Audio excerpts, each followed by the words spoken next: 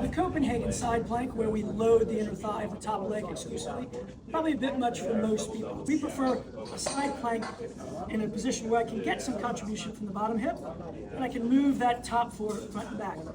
Start with the foot and back, that'll load certain aspects of the medial hip.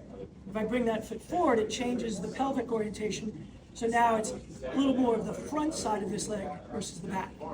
Proceed to the next exercise when you're ready. Of similar value, if we do a rolling bridge where I'm internally rotated, so I'm really engaging the inner hip on the high leg with this control, a little more functional, less of a pure isometric, got a little bit more movement and engagement of the trunk. But let's try to make that even more functional.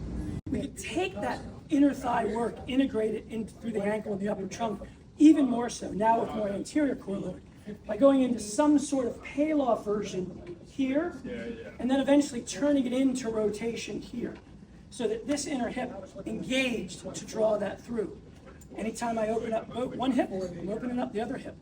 So the progression from there might be to a single arm press, where I'm loading that anterior core, inner hips are opened up, they have to be loaded to explode up.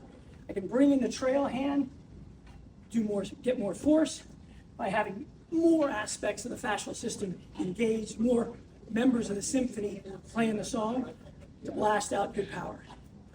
Take your inner hip work, start isolated, go local to global in a sense of getting more out of that target area in the inner hip. It's worth your time and effort.